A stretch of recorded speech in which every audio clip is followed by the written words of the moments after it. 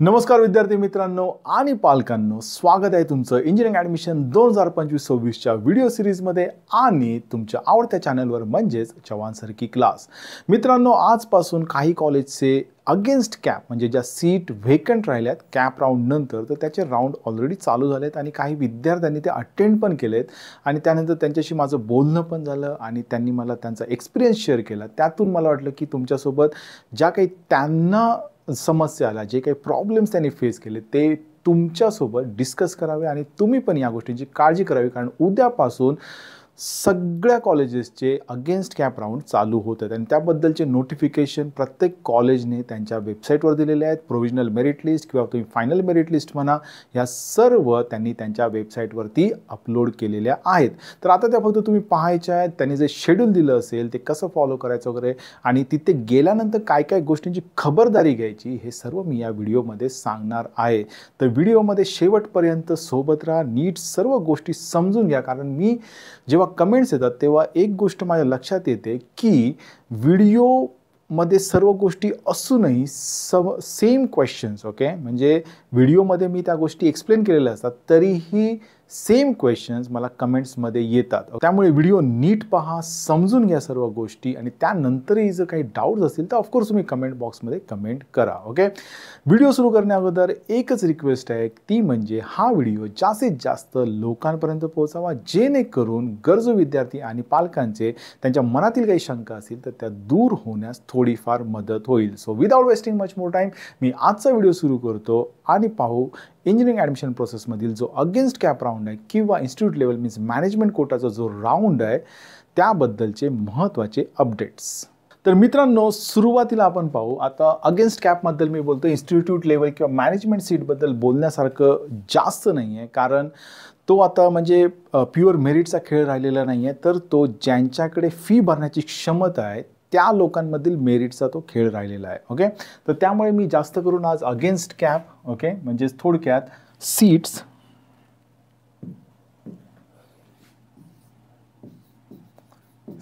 Vacant after cap 4, okay, आणि त्या राऊंडला आपण म्हणू अगेन्स्ट कॅप राऊंड. जो सर्वात जास्त पॉप्युलर आहे ते या वर्डने spot round. Okay, spot round. तर आज आपण याच्याबद्दल डिस्कस करू. आता पहिली स्टेप तुम्ही काय करायची की तुम्ही ज्या ज्या कॉलेजला अप्लाय केलेलं आहे, ठीक आहे, आता इथे एक मेजर प्रॉब्लेम झालेला आहे आणि तो म्हणजे काय आहे की CETने एक पोर्टल दिलं होतं ज्यावरून तुम्ही अगेन्स्ट कॅप आणि इन्स्टिट्यूट लेवल या दोन्हीसाठी अप्लाय करू शकत होता आणि तिथे फी भरायची काही म्हणजे गरज नव्हती, कंपल्शन नव्हतं. त्यामुळे सगळ्या मुलांनी इन्स्टिट्यूट लेवल आणि अगेन्स्ट कॅप भरून ठेवलेले आहेत. मग त्यांचं मेरिट काय आहे किंवा काय नाही याचा त्यांनी सरासरी विचार केला नाही. त्यांनी सगळ्या कॉलेजेसचे अगदी अगेन्स्ट कॅप पण आणि इन्स्टिट्यूट लेवल पण भरून टाकलेले आहेत. आता याच्यामध्ये बघा, इन्स्टिट्यूट लेवल तरी मी समजू शकतो, कारण मी मागच्या व्हिडिओमध्ये पण तुम्हाला फीजचा एक चार्ट दाखवला होता प्रत्येक कॉलेजचा इन्स्टिट्यूट लेवलचा.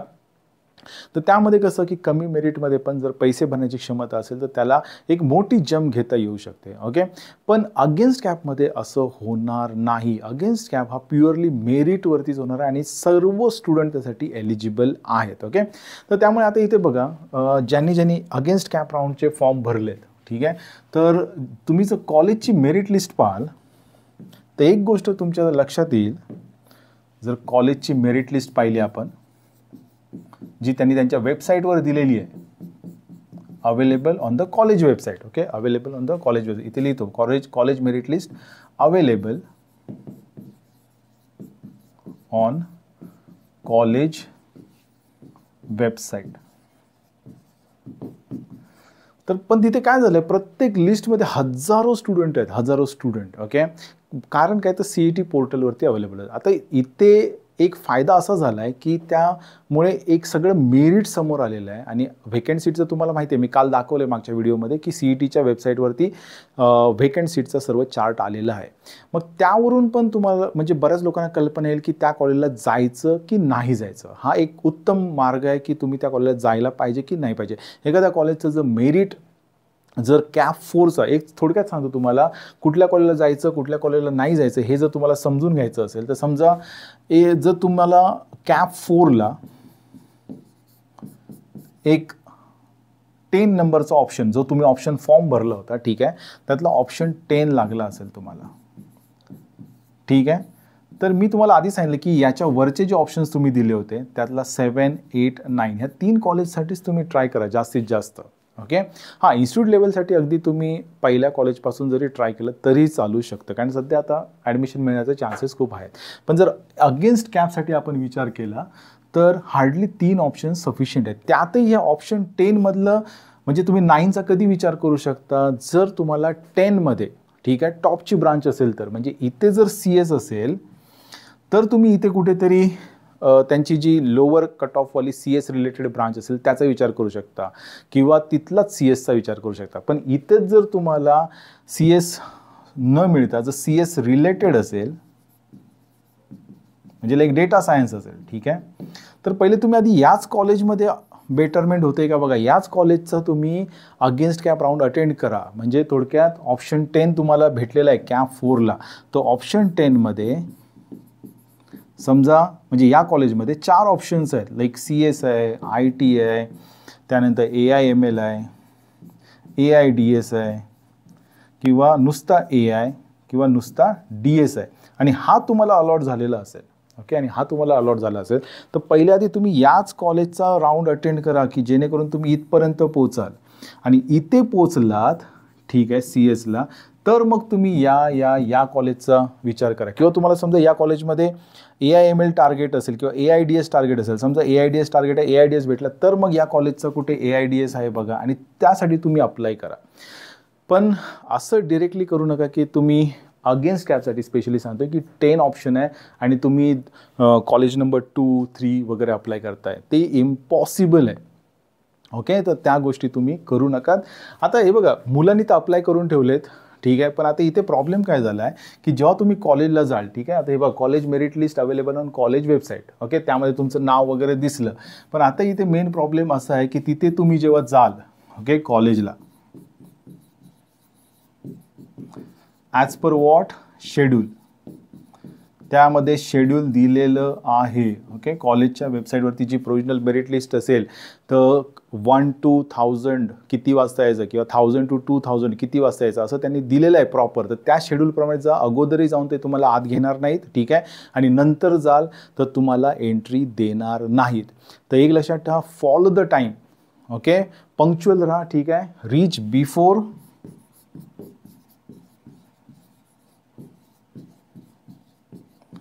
15 मिनिट्स. ओके, जो काय शेड्यूल टाईम दिला असेल त्याच्या 15 मिनिट अगोदर तिथे पोहोचणं गरजेचं आहे, एवढं लक्षात द्या, कारण तो जर टाईम निघून गेला तर ते तुम्हाला अलाव करणार नाही पुढे. ठीक आहे, तर पहिली गोष्ट मेरिट लिस्ट चेक करा, त्यानुसार तुम्हाला शेड्यूल दिलेलं असेल त्या शेड्यूलनुसार बिफोर 15 मिनिट्स तुम्ही तिथे असणं गरजेचं आहे. कुठली कॉलेज टार्गेट करायची हे पण मी तुम्हाला सांगितलं आहे. आजच मी तुम्हाला सांगतो, आता एक केस होती, आजच एक केस होती, ती मी तुम्हाला सांगतो की त्यांना DS भेटला होता एका कॉलेजमध्ये, ठीक आहे, आणि तो बेटरमेंट होऊन आज CS झालेला आहे. ओके, तर पण त्याच कॉलेजमध्ये, म्हणजे समजा त्यांचा ऑप्शन 4 असेल लेट इट बी, तर त्याच कॉलेजमध्ये त्यांनी बघा DS, AI/ML असेल किंवा AIDS असेल किंवा तुमचं मग IT असेल, ह्या सगळ्या ब्रांच क्रॉस करत करत त्यांना आज CS भेटलेलं आहे. ओके, मग आता ते काय करणार आहेत की उद्यापासून ते आता लेट इट बी त्यांचा ऑप्शन 3 जो असेल ॲज वेल ॲज ऑप्शन 2, तर यांना आता ते टार्गेट करणार आहेत, कारण आता इथे या कॉलेजचा त्यांना बेस्ट ब्रांच भेटलेला आहे CS, ठीक आहे, जो त्यांनी टार्गेट केला होता. ओके, तर मग आता ते काय करणार आहेत, ऑप्शन 3 आणि 2 साठी ट्राय करणार आहेत. आता इथे एक लक्षात ठेवा, मी ही महत्त्वाची गोष्ट आहे, व्हेरी इम्पॉर्टंट लक्षात ठेवा, आज तर ते फक्त एकाच कॉलेजला होते त्यामुळे त्यांना काही वाटलं नाही, पण आता उद्या त्यांना 2 कॉलेजचे राऊंड अटेंड करायचे आहेत. ठीक आहे, त्यातही मी त्यांना सजेस्ट केलं की समजा CS जरी तुमचं प्रायोरिटी असेल पण ऑप्शन 1, ठीक आहे, जे त्यांच्या दृष्टीने बेस्ट कॉलेज आहे, ठीक आहे, जिथे तर त्यातली थोडीशी तुम्ही कोर ब्रांच जरी भेटत असेल, ठीक आहे, तरी त्याचा विचार करत असाल तर करा. म्हणजे त्यांना ऑलमोस्ट 3 कॉलेजेस आता एका वेळी अटेंड करायची आहेत. ओके, मग त्यांना किती लागणार आहेत, 3 लोक लागणार आहेत. ठीक आहे, सो 3 पीपल आर रिक्वायर्ड. तर त्यात मी त्यांना असं सजेस्ट केलं की जे क्लोज म्हणजे आता ऑप्शन 3 जो आहे, ठीक आहे, तिथे भेटण्याचे चान्सेस जास्त आहेत, हाय चान्सेस, जर बेटरमेंट झालं तर. मग मी त्यांना सांगितलं की इथे, ठीक आहे, या ठिकाणी तुम्ही स्टुडंटला मीन्स जो कॅन्डिडेट आहे त्याला ठेवा जिथे हाय चान्सेस आहेत. कॅन्डिडेट कुठे असणं गरजेचं आहे की जिथे हाय चान्सेस आहेत तुम्हाला ॲडमिशन भेटण्याचे. कारण शक्यतो ॲडमिशन घेताना कॅन्डिडेट असणं ही खूप चांगली गोष्ट आहे, पण जर नसेल तर त्याच्यासोबतचे जे कोणी रिलेटिव्ह असतील ते ही प्रोसेस कंप्लीट करू शकतात. ओके, पण कॅन्डिडेट कुठे माजला पाहिजे तर बाबा जिथे हाय चान्सेस आहेत. म्हणजे आता ऑप्शन 4 नंतर मला ऑप्शन 3 मध्ये हाय चान्सेस दिसतात की तिथे मला ॲडमिशन भेटू शकतं. ओके, तर त्या कॅन्डिडेटने तिथे थांबावं. मग उरलेली जे 2 कॉलेजेस आहेत, ठीक आहे, तिथे त्यांचे रिलेटिव्ह असतील. ओके, उरलेले जे 2 कॉलेजेस असतील तिथे, ठीक आहे. म्हणजे समजा इथे मी असं थोडक्यात म्हटलं की हाय चान्सेस मला ऑप्शन 3ला आहेत. मग ऑप्शन 3ला कॅन्डिडेट असेल आणि ऑप्शन 1 अँड 2ला ओके रिलेटिव्ज असतील. आता रिलेटिव्जकडे किंवा कॅन्डिडेटकडे काय असलं पाहिजे तर प्रिव्हियस ॲडमिशन लेटर,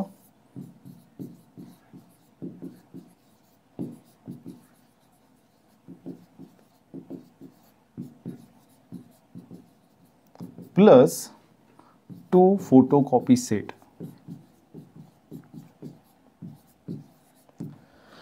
हे मी का सांगतो कारण हे सर्व प्रॉब्लेम्स आज मुलांनी फेस केलेत आणि तुम्ही उद्या करू नये म्हणून मी हे सांगतोय. ठीक आहे, सो 2 फोटोकॉपी सेट ठेवा, candidate as well as what relative. हे कशाचे सेट तर तुमचे जे ओरिजिनल डॉक्युमेंट तुम्ही प्रिव्हियस कॉलेजमध्ये सबमिट केलेत त्याचे हे सेट असणं गरजेचं आहे. ठीक आहे, मग आता याच्यासोबत ठीक आहे जर रिलेटिव्ह अटेंड करत असतील तर एक महत्त्वाचं गोष्ट करून ठेवा की तुम्ही एक कन्सेंट मुलाकडून घ्या. ठीक आहे, कॅन्डिडेट करून साईन करून की बाबा माझ्या जागी माझे हे जे कोणी रिलेटिव्ह आहेत ते ॲडमिशन प्रोसेस कंप्लीट करतील, या रिझनमुळे मी इथे फिजिकली अटेंड राहू शकत नाही. सो एक कन्सेंट लेटर किंवा ॲप्लिकेशन ठीक आहे मी म्हणू शकतो स्टुडंटच्या किंवा कॅन्डिडेटच्या सिग्नेचरचं तुमच्याकडे ठेवून घ्या. ओके, म्हणजे तुम्हाला उद्या काही समजा कॉलेजने आक्षेप घेतला तर हे लेटर तुम्ही दाखवून तुमची प्रोसेस कंप्लीट करू शकता. ओके, तो हा व्हेरी इम्पॉर्टंट पॉईंट आहे कारण या राऊंडमध्ये कॉलेजेस बऱ्याच गोष्टींमध्ये अडवणूक करू शकतात. तर त्यातला हा एक पॉईंट आहे. तर कन्सेंट फॉर्म किंवा कन्सेंट ॲप्लिकेशन किंवा कन्सेंट लेटर एक असं लिहून घ्या कॅन्डिडेटकडून आणि ते तुमच्यासोबत ठेवा. Okay, with candidate signature and date.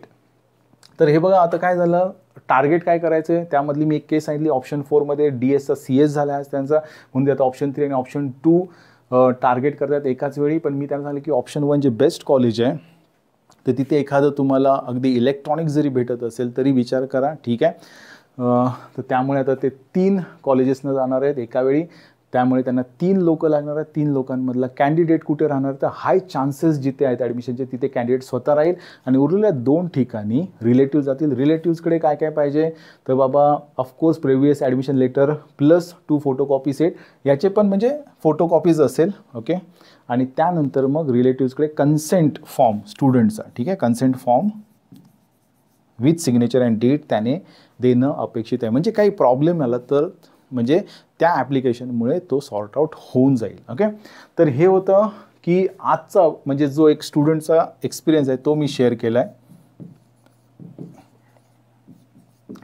आता एक दुसरा कॅन्डिडेट होता तर त्यांना लेट इट बी त्यांचा तो ऑप्शन 10 असेल. ठीक आहे, आणि त्यात त्यांना IT भेटला होता. ठीक आहे, आणि आता त्या A-CAPचाच राऊंड अटेंड करत आहेत. बट त्यांना जसं मी सांगितलं होतं की तुम्ही जर 10 असेल तर 7, 8, 9 टार्गेट करा. त्याप्रमाणे त्यांनी त्यांचा जो ऑप्शन 9 होता ठीक आहे तो टार्गेट केला. पण तिथे त्यांना काहीही नो बेटरमेंट मीन्स काही आज ॲडमिशन झालं नाही. पण त्यांनी इथे एक मिस केलं. ठीक आहे, का कारण इथे IT ब्रांच होती. ओके, आणि हे तुमच्या लक्षात आलं असेल की त्यांनी पहिले ऑप्शन 10 मध्ये जो CS अवेलेबल आहे तो त्यांनी पहिले ट्राय करणं गरजेचं होतं. जसं की या स्टुडंटने केलं, डेटा सायन्स आहे इथे ट्राय केला, CS भेटला, CS म्हणून आता तो पुढेच्या कॉलेजमध्ये जातोय.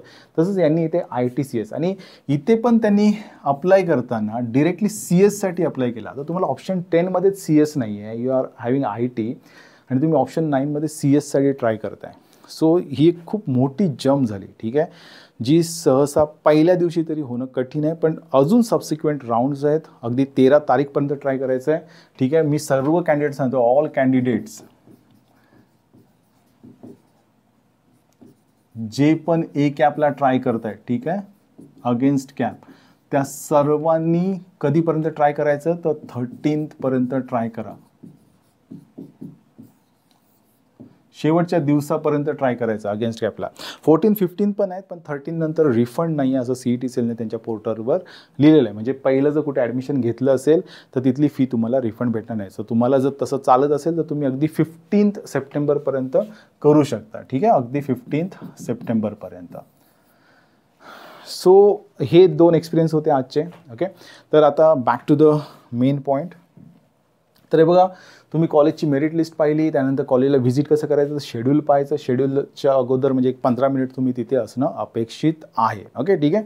आता तिथे गेल्यानंतर एक महत्त्वाची गोष्ट आहे की कॉलेजने एक स्वतःचा गुगल फॉर्म दिला होता. ओके,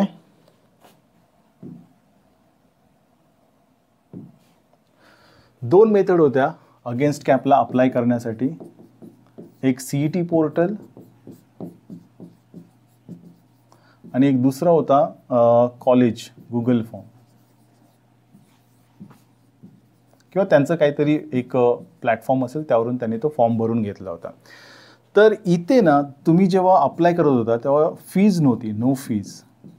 पण इथे काही काही कॉलेजेसने 1000 ते 2000 पर्यंत चार्ज केले होते. ठीक आहे, मग आता इथे ज्यांनी फॉर्म फी भरली होती ते उद्या जेव्हा कॉलेजला जातील तर त्यांना डायरेक्ट एंट्री भेटेल. ओके, डायरेक्ट एंट्री म्हणजे राऊंड अटेंड करण्यासाठी. पण आता या मुलांना जर अटेंड करायचं तर पहिले दे हॅव टू पे.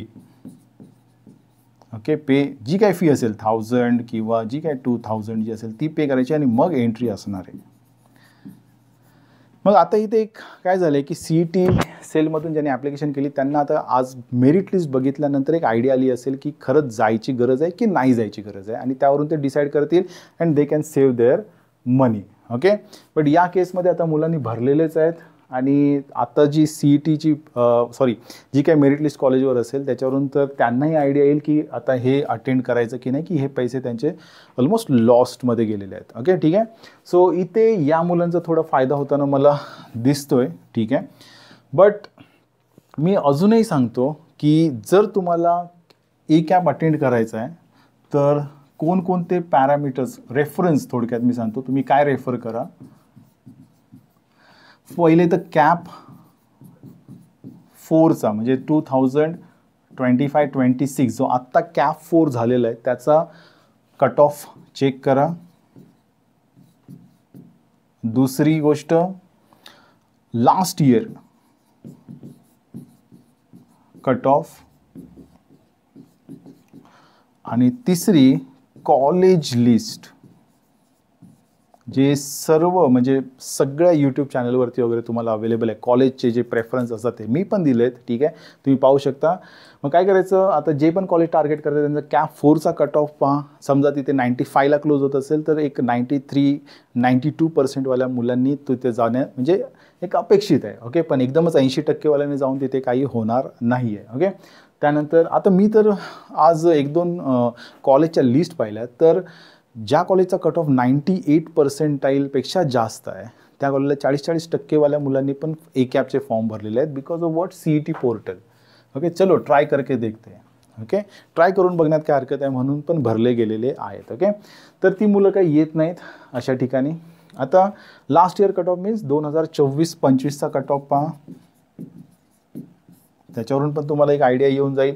बऱ्याचशा कॉलेजच्या वेबसाईटवरती त्यांनी अगेन्स्ट कॅपचे पण कट ऑफ दिलेले आहेत. ओके, अदरवाईज लास्ट इयरचा कॅप 3चा जरी तुम्ही कट ऑफ पाहिला तरी एक तुम्हाला एक अंदाज येऊन जाईल. त्याच्यापासून 3-1% तुम्ही खाली कन्सिडर करू शकता. Okay, and finally the college list. College list जवळपास सगळे जे इंजिनिअरिंग ॲडमिशनचे काउन्सिलर आहेत त्या सर्वांनी दिलेली आहेत. तर जे कॉलेज तुम्हाला लागले त्याच्या वरचे 1-2-3 कॉलेजेस तुम्ही रेफर करा त्या लिस्टप्रमाणे. Okay, so this is the reference I can say की अगेन्स्ट कॅप अटेंड कसा करायचा. Okay, so now coming back to the main point. तर हे बघा, तुम्ही इथे याल, त्यानंतर मग आता इथे पेमेंट ऑफ फीज जे मी आता तुम्हाला सांगितलं. जर तुम्ही गुगल फॉर्म कॉलेजचा भरून फी भरली असेल तुम्हाला फी पे करायची गरज नाही आहे, ठीक आहे. आणि जर तुम्ही CET थ्रू केलं आणि जर तुम्हाला अटेंड करायचं असेल तर कॉलेजच्या गेटवर गेल्या गेल्या तिथे तुम्हाला फी भरावी लागेल, किंवा कॉलेजेसने त्यांच्या नोटीसमध्ये जी वेबसाईटवरती फायनल मेरिट लिस्ट दिली असेल तिथे पण लिंक दिली असेल, तिथून पण तुम्ही पे करून ते अटेंड करू शकतात. आता एक इथे मुलांचा क्वेश्चन होता आज की ही जी फीज आहे, ठीक आहे, जी काय 2000 रुपीज आहे ती प्रत्येक दिवशी भरायची आहे काय, एव्हरी डे मीन्स आजचं मी स्पॉट राऊंड अटेंड केलं तर संपलं, उद्या मला करायचं आहे तर पुन्हा भरावी लागेल का, तर नाही, बिलकुल पण नाही. Okay, this is one time payment for attending spot round.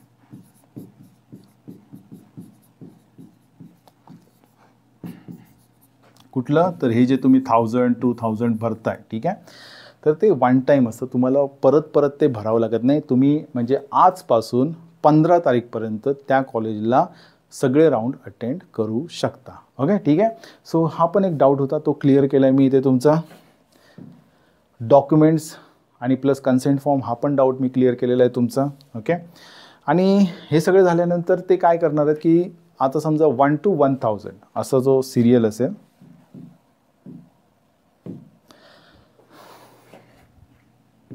So ते काय करणार, पहिला शेड्यूल तुम्हाला दिलेलंच आहे. ओके, ॲज पर शेड्यूल तुम्ही तिथे जायचं आणि तो राऊंड अटेंड करायचा. As per schedule attend round. आता समजा शेड्यूलमधला पहिला सेशन असेल सेशन 1, ठीक आहे, आणि त्याच्यामध्ये समजा आले अप टू 1000 आणि हे समजा COEPचं समजा आपण पकडू, राऊंड चालू आहे. जर इथे जर सीट फिल झाल्या, ओके, जर इथे त्यांच्या सीट कम्प्लिटली फिल झाल्या, ओके,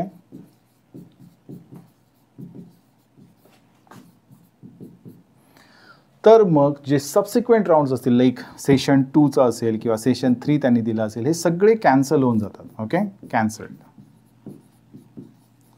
त्या पालकांनी म्हणजे पुढे राऊंडच नसल्यामुळे मग अटेंड करायचा काय प्रश्न येत नाही. हे कधी जर इथेच सीट कंप्लीट झालं, समजा इथे एखादी सीट जरी खाली राहिली तर मग तुमचा जो पुढचा राऊंड आहे S2 तो कंडक्ट केला जाईल. जर इथे फिल झाल्या तर मग पुढचे सगळे राऊंड कॅन्सल. ओके, मग हे काय होतं, हे डे 1.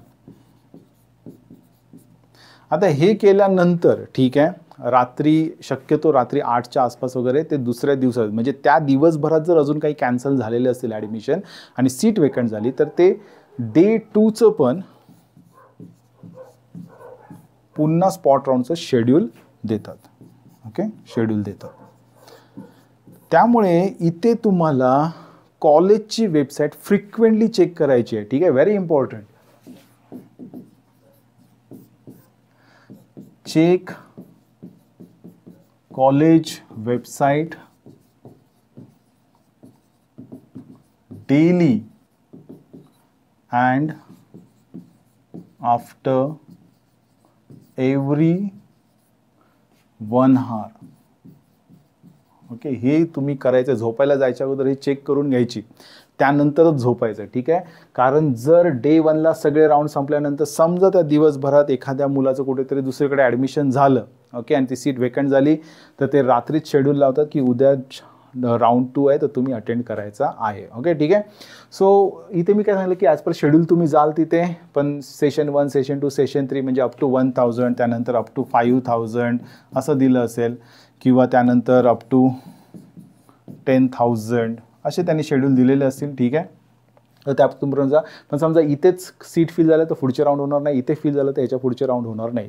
तर त्यामुळे ह्या पण गोष्टी डोक्यात ठेवा. नाही तर तुम्ही जर बाहेर गावावरून येणार असाल आणि तुम्ही म्हणाल अरे येऊन राऊंड पण झाला नाही आणि त्याचा मनस्ताप वगैरे करून घेऊ नका. ठीक आहे, पण माझं एक इथे म्हणणं आहे की जर तुम्ही येणारच असाल, ठीक आहे, कुठूनही, अगदी पुण्यातले जरी असाल तरी आता जे पुढचे 5 दिवस आहेत, okay, next 5 days, okay, considering up to 15 September. ठीक आहे, तर तुम्ही इथेच थांबा, पुण्यातच किंवा मुंबईतच, आणि ते राऊंड पूर्ण अटेंड करून मगच निघा. ओके, काही वेळा काय होतं की मी असं पाहिलं, पहिल्या दिवशी एखादा हायर मेडचा स्टुडंट येतो, पण पहिल्या दिवशी सीट भरून जातात आणि मग तो समजा आला आहे अमरावतीवरून, तर तो पुन्हा रिटर्न निघून जातो. मग तो त्या दिवशी जर समजा एखादी वेकन्सी क्रिएट झाली आणि ती दुसऱ्या दिवसासाठी अवेलेबल झाली तर तो मुलगा काही येणार नाही आहे पुन्हा. आणि या राऊंडला तुम्ही फिजिकली म्हणजे तिथे असणं खूप गरजेचं आहे. ओके, तर त्यामुळे जे कोणी बाहेरगावावरून येणार असतील, ठीक आहे, महाराष्ट्राच्या कुठल्याही कानाकोपऱ्यातून येणारे असतील, तर त्यांनी आता 4-5 दिवस इथेच थांबायचं या दृष्टीने या. ओके, तर तुमचा 101% फायदा होईल. आणि 101% फायदा का होईल ते पण मी तुम्हाला इथे पुढे सांगतो. ठीक आहे, सो हे होतं काय की जे राऊंड्स होणार आहेत ते कसे होणार आहे. ठीक आहे, त्यानंतर या राऊंड्समध्ये रिझर्वेशनचा जो रूल आहे तो फॉलो केला जातो.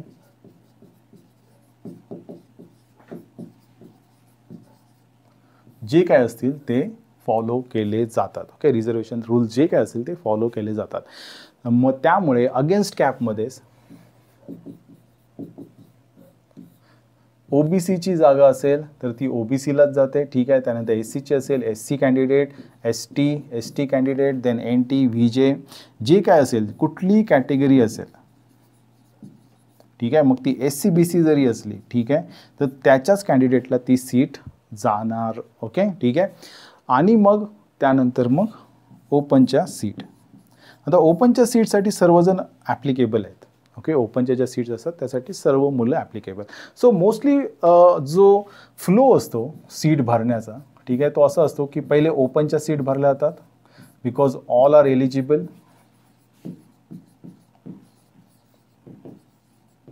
कारण तुम्ही आता कॅप राऊंडचे बघितलं असेल, कॅप 1, कॅप 2, कॅप 3, कॅप 4, तर तिथे ओपनमध्ये तुम्हाला बऱ्याचदा ओबीसी कॅन्डिडेटला ओपनची सीट गेलेली आपण बऱ्याचदा पाहिलेली आहे. ठीक आहे, त्यामुळे नॉर्मली ओपनची ज्या सीट्स असतात त्या पहिले कॉल आउट केल्या जातात, त्या भरल्या जातात.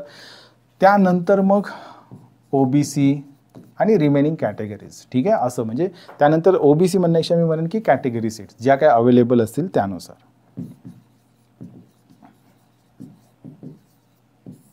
ओके, तर हा एक सिक्वेन्स इथे तुम्हाला दिसू शकतो. Okay, depending on the college, I am not sure about it, but असा एक सीट इज अ कॅपचा जर आपण पाहिलं तर असा फॉलो होतो. कायम पहिले तुमचं मेरिट हे ओपनला चेक होतं आणि त्यानंतर मग कॅटेगरीला सीट मेरिट होतात. ओके, तर हे झालं आणि त्यानुसार तुम्हाला जर तिथे ॲडमिशन भेटलं, ओके, तर तिथे तुम्ही बाबा पहिले 1-2दा त्यांच्याशी व्यवस्थित डिस्कस करून कन्फर्म करा की बाबा तुमचं ॲडमिशन झालेलं आहे, ती सीट भेटलेली आहे. त्यानंतरच तुम्ही तुमचं प्रिव्हियस ॲडमिशन कॅन्सल करा. Cancel your previous admission.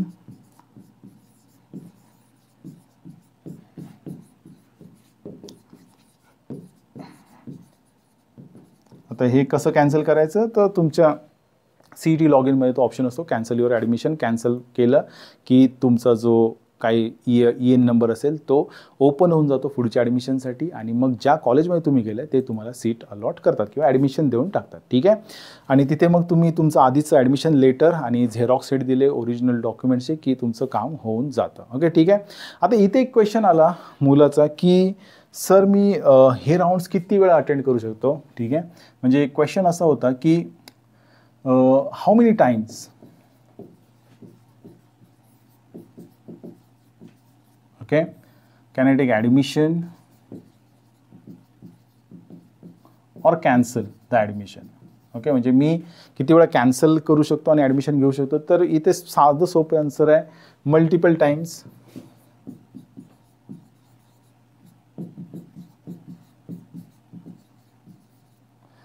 तुम्ही समजा आज तुम्हाला एक सीट भेटली तर प्रिव्हियस कॅन्सल केलं, ठीक आहे, तुम्ही नवीन ॲडमिशन घेतलं. आता उद्या तुम्ही अटेंड करताय, तुम्ही ऑप्शन 3 वरून 2 वरती दुसऱ्या कॉलेजसाठी अप्लाय करताय, पुन्हा कॅन्सल करू शकता. तिथे ॲडमिशन भेटलं तर घेऊ शकता. फक्त एकच करायचं आहे की कन्फर्म करायचं की बाबा मला ॲडमिशन भेटतंय का. ते कन्फर्म असेल तर महत्त्वाचा प्रश्न आहे की मनी. ओके, कारण रिफंड जो आहे ना तो ऑफकोर्स 13 तारीखपर्यंत तुम्हाला भेटतोय, पण ते ॲडमिशन कॅन्सल आणि घेण्याएवढा तो फास्ट नाही आहे. म्हणजे तुम्ही इथे कॅन्सल केलं आणि दुसऱ्या सेकंदाला ते पैसे तुमच्या आधीच्या कॉलेजचे तुमच्याकडे ट्रान्सफर झाले असं होणार नाही आहे. ओके, ठीक आहे. तर तुम्ही मल्टिपल टाईम करा कॅन्सल, घ्या ॲडमिशन, कॅन्सल करा, घ्या ॲडमिशन, पण तेवढ्या वेळा तुम्ही फी भरावी लागणार आहे. ओके, आधीचा रिफंड तुम्हाला 1 दिवसात येईल, 2 दिवसात येईल किंवा 3 दिवसात येईल की तो अगदी 10 दिवसांनी येतो, याच्याबद्दल ते कॉलेज आणि तुम्ही ते तुमचं डिस्कशन करून त्यावरून होईल. CETने ऑफकोर्स गाईडलाईन्स दिल्या आहेत, पण त्या किती फॉलो होतील हा मला म्हणजे I am not sure about it. तर त्यामुळे माझं एकच म्हणणं आहे की जर तुम्ही मल्टिपल टाईमसाठी जाणार असाल तर तुम्हाला तेवढी अमाऊंट ब्लॉक करून ठेवणं गरजेचं आहे. म्हणजे तेवढा पैसा तुम्हाला काय करायचा आहे, ब्लॉक करून ठेवायचं, एवढं डोक्यात ठेवा. ओके, सो क्वेश्चन हा होता की how many times I can cancel the admission and take a new admission. So multiple times up to 13 September to get, you'll get the refund. After 13 means on 14 and 15 you can take the admission but no refund at all. Okay, तर हे होता एक question. त्यानंतर मी तुम्हाला सांगितलं की जर रिलेटिव्हने attend केला तर काय, तर ऑफकोर्स तुम्ही एक कन्सेंट फॉर्म टाईप तुम्ही एक ॲप्लिकेशन लिहून घ्या कॅन्डिडेटकडून, त्याची साईन सिग्नेचर घ्या विथ डेट, आणि असं त्यात लिहून घ्या की म्हणजे तो कॅन्डिडेट सांगेल की माझ्या जागी माझे हे रिलेटिव्ज हा राऊंड अटेंड करतील. ओके, ठीक आहे. आणि हे नॉर्मली होतंच, इवन कॉलेजेसला पण माहिती आहेत की तुम्ही 4-4 ठिकाणी जाणार आहात, तर it is not possible for a single person to be available physically at all the places. Okay, so हे होतं. आता मी एक गोष्ट इथे तुम्हाला क्लिअर करू इच्छितो की जरी तुम्हाला वाटत असेल की पहिल्या दिवशी की मला ॲडमिशन भेटत नाही आहेत, ठीक आहे, पण पेशन्स ठेवा and try to attend up to the last round. ठीक आहे. ओके, तर सीट्स भरपूर खाली आहेत, भरपूर म्हणजे भरपूर, तुम्ही इमॅजिन करू शकत नाही एवढ्या सीट खाली आहेत. मी तुम्हाला इथे दाखवतो. आता इथे तुम्ही बघा, हा एक चार्ट बनवला आहे मी, ठीक आहे, जो काही डेटा अवेलेबल झाला त्यावरून. तर इथे बघा, ह्या मी काही ज्या ब्रांचेस आहेत, ठीक आहे, त्या मी कन्सिडर केलेल्या इथे, म्हणजे computer related, then ENTC, mechanical, civil, electrical. Okay, आणि काही AIML AIDS असेल त्या, ठीक आहे, ज्या ट्रेंडिंग ब्रांचेस आहेत. तर त्यामध्ये मी CET सेलला कॅप राऊंडला किती सीट अवेलेबल आहेत, त्यामधले किती मुलांनी ॲडमिशन घेतलेत हा एक दुसरा कॉलम आहे. रिकाम्या जागा किती आहेत, मीन्स व्हेकंट सीट किती आहेत प्रत्येक ब्रांचच्या अजूनही, ठीक आहे, आणि किती % ॲडमिशन झालेत आणि किती % ॲडमिशन अजून बाकी आहेत, हे मी सर्व इथे मेन्शन केलेलं आहे. ते आता आपण डिस्कस करू वन बाय वन. तर आता पहिल्या आधी आपण पाहू की अवेलेबल सीट्स किती होत्या. ठीक आहे, तर तुम्ही इथे पाहू शकता की अवेलेबल सीट्समध्ये हा जो आहे हा अवेलेबल सीट्स होत्या for CAP, centralize admission process.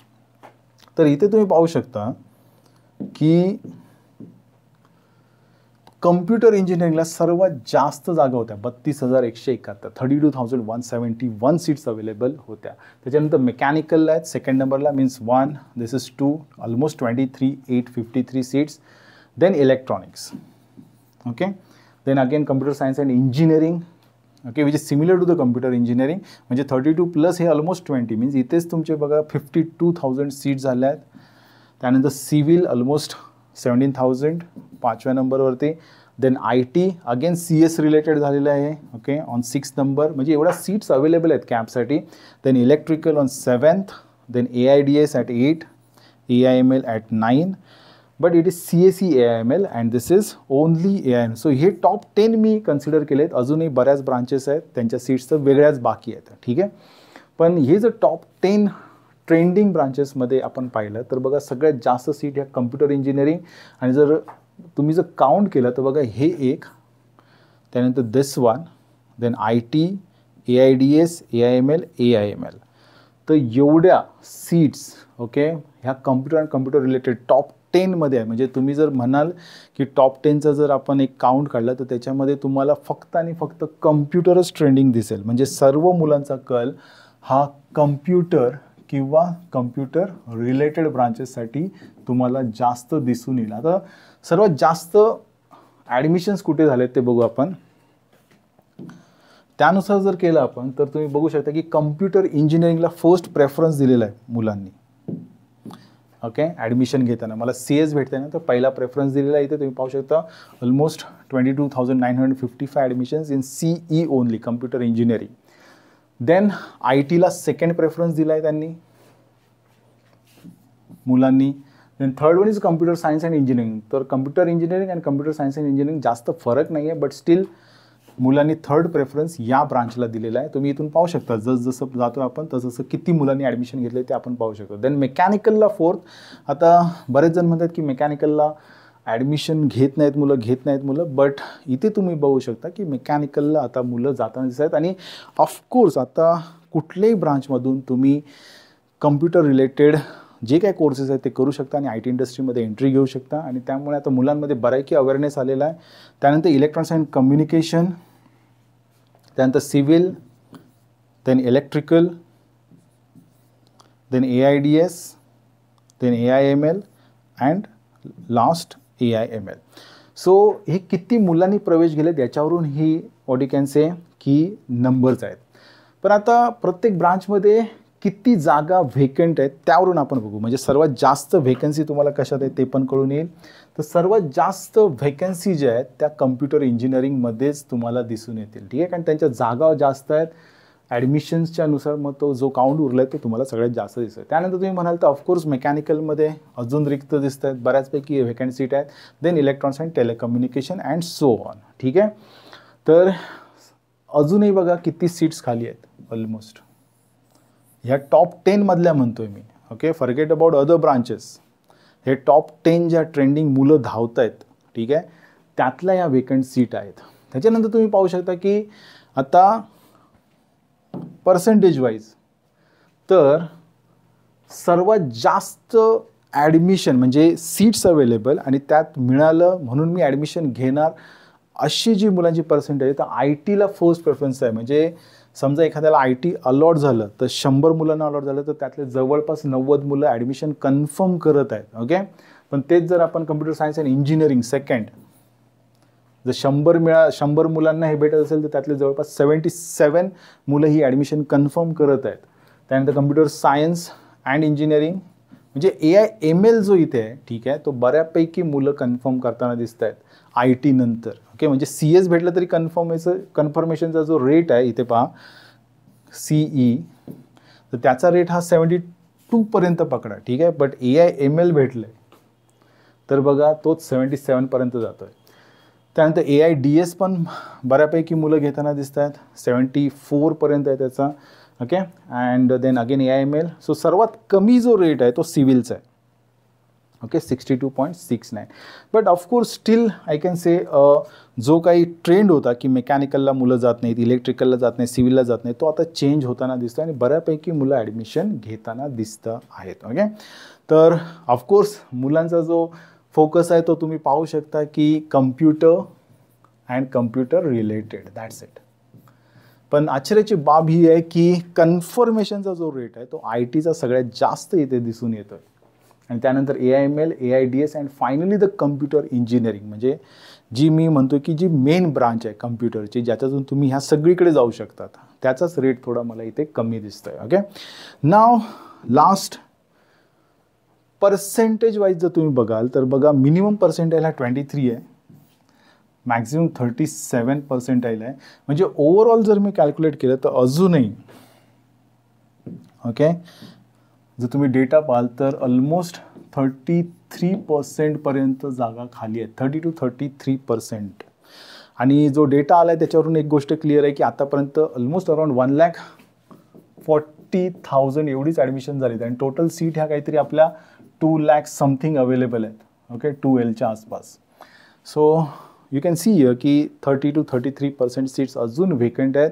त्यामुळे मी तुम्हाला अजूनही सांगतोय की तुम्ही 13 सप्टेंबरपर्यंत वेट करा.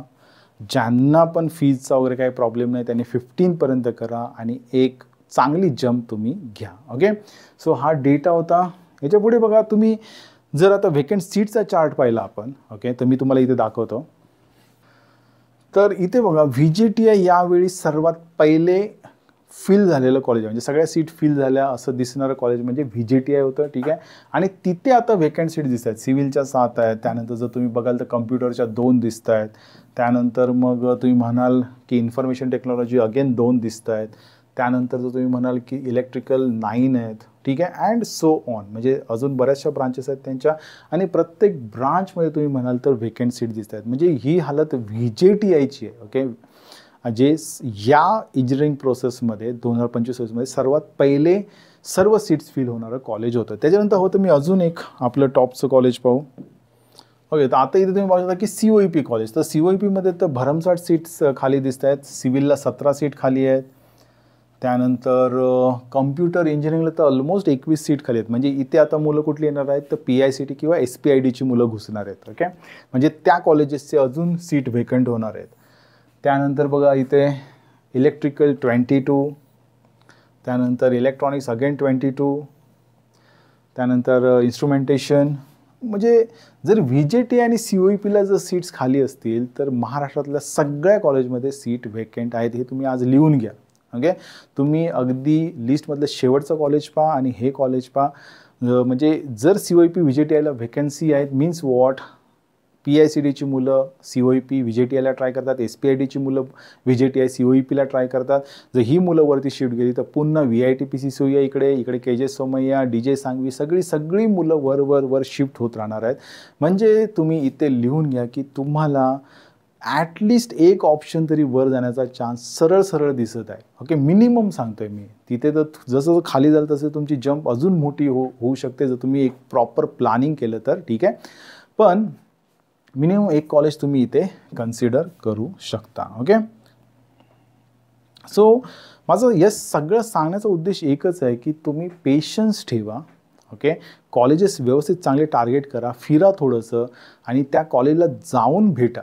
ओके, मग तुम्हाला बऱ्याचशा गोष्टी क्लिअर होतील. आजच एक पॅरेंट्सचा कॉल आला होता. त्यांना पहिले ॲडमिशनच भेटत नव्हतं, पण आज त्यांना ॲडमिशन भेटून गेलेलं आहे अगेन्स्ट कॅप राऊंडमधून. ओके, सो अशा पण काही केसेस आहेत की कॅप राऊंडमध्ये फॉर्म भरताना मिस्टेक झाल्या आणि त्या मिस्टेक सुधारता अजून मिस्टेक होऊन गेल्या आणि यातून ते बाहेरच पडले नाहीत. तर माझं एकच म्हणणं आहे की अजूनही वेळ गेलेली नाही आहे, अजून खूप चांगलं होण्यासारखं आहे. फक्त तुम्ही पेशन्स ठेवा, एक चांगलं प्लॅनिंग करा, ज्या गोष्टी सांगतो त्या इम्प्लिमेंट करायचा प्रयत्न करा. तर मित्रांनो, हा होता आजचा व्हिडिओ. मी बऱ्याचशा गोष्टी सांगण्याचा प्रयत्न केला, तरी पण जर एखादी गोष्ट माझ्याकडून मिस झाली असेल तर प्लीज तुम्ही कमेंट बॉक्समध्ये ती क्वेश्चन विचारू शकता आणि मी त्याचं उत्तर देण्याचा 100% म्हणजे प्रयत्न करेन. Okay, so with this I stop here. Thank you very much for watching my videos and sharing videos. Please share this videos with the other people, जेणेकरून मी जास्तीत जास्त मुलांपर्यंत पोहोचेन आणि त्यांना मार्गदर्शन करू शकेन. So with this I stop here. Thank you very much. Thanks a lot.